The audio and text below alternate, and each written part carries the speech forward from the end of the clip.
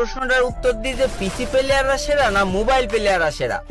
তো ভাই মোবাইল প্লেয়ারদের গেম প্লে দেখে অতটা মজা পাওয়া যায় না, কারণ ভাই মোবাইল প্লেয়াররা সব বট হয়, কারণ ওদের ভালো মুভমেন্ট থাকে না, ভালো ওয়ান ট্যাপ মারতে পারে না, ঠিক মতো হেডশট মারতে পারে না, AWM চালাইতে পারে না, মানে যাচ্ছে তো একটা অবস্থা।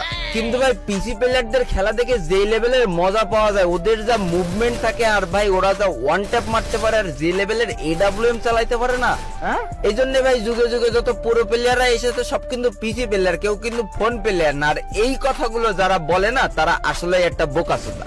কারণ ভাই যে জীবনে একবার হলেও ফোন দিয়ে গেম খেলেছে আর যার মাথায় গুণা থেকে একটু হলেও ঘৃণা আছে, সে অন্তত পিসি প্লেয়ার আর ফোন প্লেয়ার কোনোদিন এক দৃষ্টিতে দেখবে না। ফোন প্লেয়ার তো ফোন প্লেয়ারই ভাই, ফোন প্লেয়ারদের সাথে তুমি যদি পিসি প্লেয়ারের তুলনা করো তাহলে ভাই তোমার মাথায় ঘেনু নেই, তোমার মাথায় গামলা গামলা গু আছে। ফোনে শালা ফোন দিয়ে খেলার সময় মাত্র 2টো আঙুল দিয়ে সব কটা বাটন কন্ট্রোল করা লাগে, আর পিসি দিয়ে 10 আঙুল দিয়ে কন্ট্রোল করে ওয়ান ট্যাপ মেরে তুমি আমার বালের প্লেয়ার হইছ। শোনা আমার পিসি প্লেয়ার হয়ে ফোন প্লেয়ারদের সাথে মুভমেন্ট দেখে ওয়ান ট্যাপ মারতে খুব ভালো লাগে। বিশ্বাস করো তুমি ফোনে এসে ওই প্লেয়ারের সাথে অন ভার্সেস অন খেলো, পাশা জাঙ্গিয়া ফুটো করে ছেড়ে দেবে। ভাই আমি নিজেও একজন ফোন প্লেয়ার ছিলাম, আমি ফোন প্লেয়ারদের সারাটা জীবন রেসপেক্ট করে যাব, কারণ ভাই আমি জানি যে ফোন দিয়ে প্রো হওয়া আসলেই কতটা কঠিন। আর যারা বলে ভাই সব ভালো ভালো প্লেয়ার, ভালো ভালো ইউটিউবাররা সব পিসি প্লেয়ার, ফোন প্লেয়াররা ভালো প্লেয়ার হতেই পারে না, তারা বলবো সবে সবে দুধে দাঁত উঠেছে। তাদের উদ্দেশ্যে বলবো যে তোমরা দুধ খাওয়াটা ছাড়ান দিয়ে একটু বড় হও, একটু অতিথি ভিড়ে।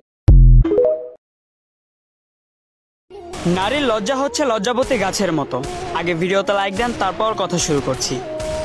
নারীর লজ্জা হচ্ছে লজ্জাবতী গাছের মতো, হাত লাগলেই শেষ, সেটা হোক স্বামীর হাত বা অন্য কোনো পুরুষের। এই হাত লাগা শুধু শারীরিক স্পর্শ না, পুরুষের সঙ্গতাও নারীর লজ্জা কেটে যায়। যে মেয়ে যত বেশি পুরুষের সংস্পর্শে যাবে তার লজ্জা তত কমবে।